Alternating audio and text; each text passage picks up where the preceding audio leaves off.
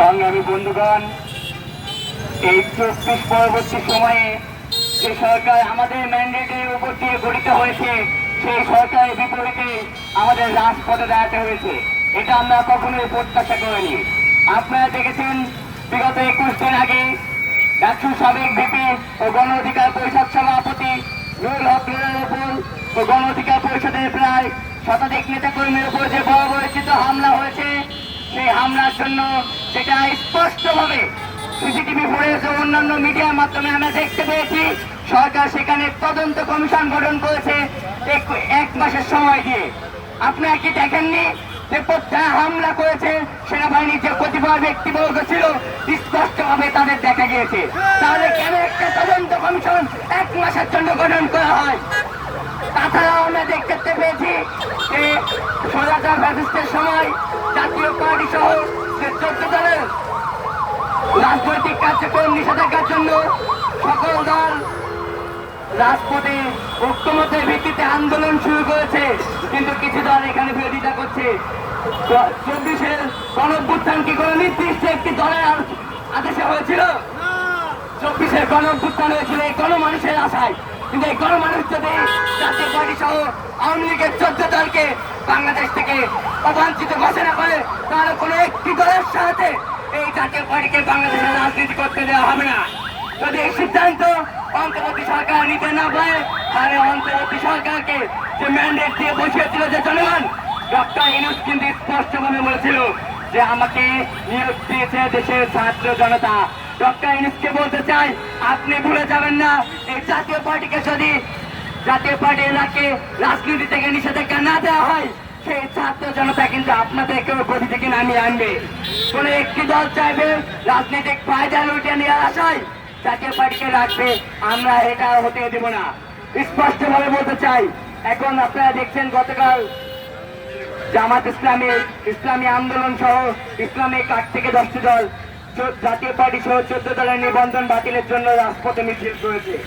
আমরা স্পষ্ট বলতে চাই, যদি অতি দ্রুত জাতীয় পার্টিকে নিষেধাজ্ঞা না দেওয়া হয়, তাহলে শুধুমাত্র গণ অধিকার পরিষদ জাতীয় পার্টিকে ঢুকে দেওয়ার জন্য প্রস্তুত থাকবে ইনশাআল্লাহ।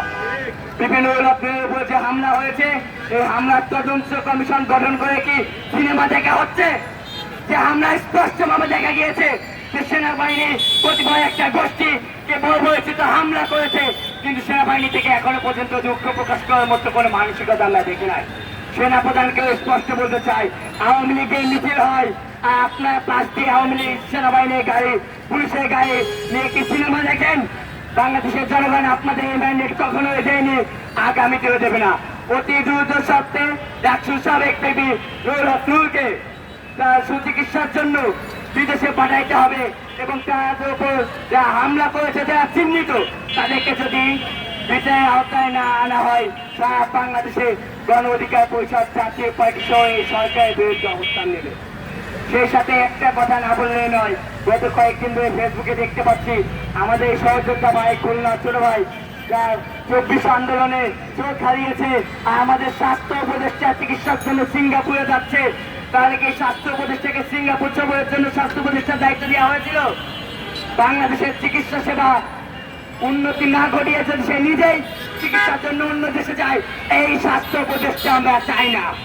এমন কাউকে স্বাস্থ্য উপদেষ্টা বানানো হোক যে বাংলাদেশের চিকিৎসার উন্নতি ঘটিয়ে নিজের বাংলাদেশের চিকিৎসা সেবা নিয়ে প্রমাণ করবে যে বাংলাদেশের স্বাস্থ্যটা দেশে কাজ করবে। আমরা এমন স্বাস্থ্য উপদেষ্টা দেখতে চাই না। জুলাই আন্দোলনে আহত ভাইয়েরা এখনো হসপিটালে কাটতে হবে, আর সেই স্বাস্থ্য উপদেষ্টা নিজের চিকিৎসার জন্য দেশের সরকারি অর্থায়নে বিদেশে সফর করবে, এমন স্বাস্থ্য উপদেষ্টা আমরা দেখতে চাই না। আমরা ছাত্র অধিকার পরিষদ স্পষ্টভাবে বলতে চাই, ডাকসু বিভিন্ন লক্ষ্ণৌকে সুচিকিৎসার জন্য যদি বিদেশে পাঠানোর জন্য এখনো সময় ব্যাহত করা হয়, এবং এই তদন্ত কমিশন বলতে এখন আর ইচ্ছে করে না, যে যাকে স্পষ্ট দেখার পরও 1 মাস সময় দেওয়া হয়, ওটা তদন্ত কমিশন থাকে না, ওটা হয়ে যায় নেগোসিয়েশন কমিশন। আমরা স্পষ্টভাবে বলতে চাই, ডাকসু বিভিন্ন লক্ষ্ণৌর উপর যে হামলা হয়েছে, তার যদি বিচার না হয়, তাহলে এই সরকারের বিরুদ্ধে আমরা অবস্থান নেব, প্রয়োজনে সরকারকেও রাস্তায় নামার আনবো। সুতরাং অতি দ্রুত বিপিনের উপর যে হামলা হয়েছে তাদেরকে বিচারের আওতায় আনার আহ্বান করে আমি আমার বক্তব্য শেষ করছি।